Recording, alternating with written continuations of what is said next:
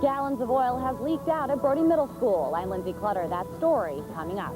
The Animal Rescue League has run into a real problem with the amount of pets coming into their shelter. I'm Carrie Netherton. We'll have that story next. Plus, we bring you a very special delivery. We captured the moment for his daddy, who is worlds away.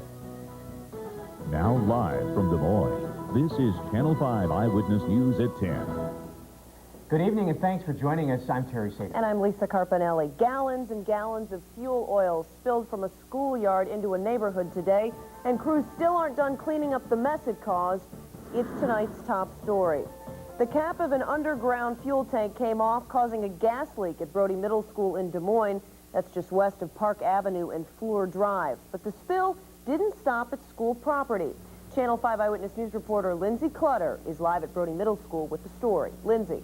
That's right, Lisa. The fuel ran down into a couple neighbors' yards. The school did fence off the contaminated area, and tonight district crews and the hazmat chief are out here getting it all cleaned up, and they say they're going to spend the next few days getting it all cleaned up. Underneath this parking lot sits a fuel tank that's been sitting quietly for 20 years. But 2 days ago it came alive when its cap somehow came off. And with the rainwater, it ran down into that fuel tank and it pushed the fuel out. And into the storm drainage system, and then out into this field in neighbors' yards. Tire tracks crisscrossed the field where environmental specialists tested the ground and cleaned up oily water. And then tomorrow they will start removing some of the dirt and removing the topsoil of the contaminated area, and then they're going to haul that away, and then they'll replace that, they'll reseed it, and everything will be fine. Fine for Brody Middle School, but all the old buildings in the Des Moines district have these oil tanks. The district says they've been trying to remove 4 or 5 every year, but can only get them done when they have the manpower and money. It is something that is not supposed to be in the environment. The district's aware of them and are working on getting them replaced and making sure things are safe. The tank has been capped off for now, and then tomorrow they will pump out the rest of the fuel, and then by this summer they will have it actually removed out of the parking lot. The district will also work with the neighbors to make sure their yards will be returned to the way they were. Lisa? Right, thank you, Lindsay. Smokers are smiling tonight in Ames. This morning, the Iowa Supreme Court overturned a city ordinance that bans smoking in bars and restaurants. Now, the group Tobacco Free Iowa says they want legislators to change the state law to give city ordinances teeth. At the very least, they're pushing for Ames restaurants to remain smoke-free on their own. We've gotten a lot of positive responses from our guests that they like it. Now that it's been overturned, it's possible that we could go back to have a smoking section.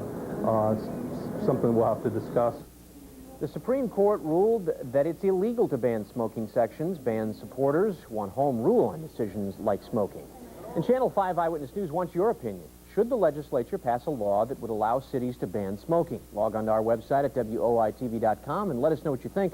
We'll have results for you later in the newscast. You now have to be 19 to get into an Iowa City bar after 10 o'clock. The decision came in last night's city council meeting. The council originally wanted to set the age at 21, but changed that after bar owners suggested trying 19 and older for 1 year. The city will count on police and the city attorney's office to find out how effective the ordinance is. The goal is to curb underage and binge drinking. Today's blue skies allowed a lot of people to mow their lawns, go for a walk, and wonder how long it will last. Brad is here with a look at the quick gas. Brad. It would be nice if we could have about a week of this type of weather. Unfortunately, more rain is going to be heading in tomorrow, especially tomorrow night.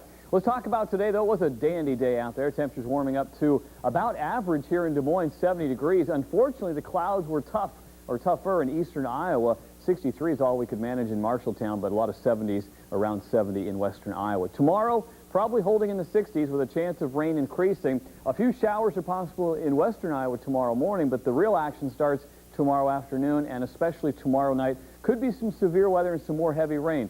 Just what we needed, right? Well, there is some brighter news for Friday and part of Saturday. We'll talk about that coming up. Thanks, Brad. The Animal Rescue League needs some help of its own. More pets are being brought in than there are families willing to adopt, and the facility is running out of room and running out of time. Channel 5 Eyewitness News reporter Carrie Netherton joins us live from the Animal Rescue League with more. Carrie.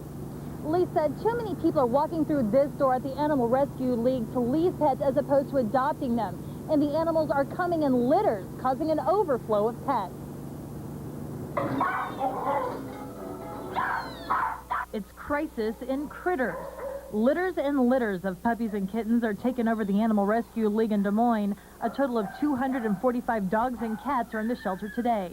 At this time of year, we'll see litters coming into us almost every day, and sometimes even a couple of litters a day. People like Missy Henry are coming in every day to adopt a pet. My mom wanted a female cat, and she's a female, and she's declawed, and she's younger. Everyone needs a pet. But when one animal leaves, 4 or 5 come in, which creates a heartbreaking problem for the shelter. Unfortunately, if we can't find homes for the animals, and more are coming in, then we want to give the new ones a chance, and that ultimately ends up that animals would have to be put to sleep to make room for those. Colvin says there are 3 simple things you can do to keep animals from being euthanized. First, spay and neuter your pet. Also, keep an eye on your animals so they don't run away.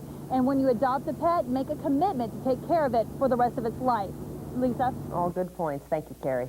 Baby Noah Robin has finally made his way into the world, and tonight you get to meet him even before his daddy, Dustin, who's serving in Iraq right now. We caught up with Dustin during his training at Fort McCoy in March and talked about what it's like to be away from home with a pregnant wife. It's kind of crazy being away and not being there to see and know, but I knew I got the call and I thought I'd do my part for my country, so I feel like I'm doing the right thing, making sure my kid's going to be safe someday. And while Dustin wasn't there in person for his son Noah's birth, we went along to capture the experience for him. Channel 5 Eyewitness News reporter Jay Vilwalk has tonight's special delivery. Amanda and Dustin Robin have tried very hard to stay close despite the distance between them. There have been countless letters and telephone calls. Then 2 weeks ago,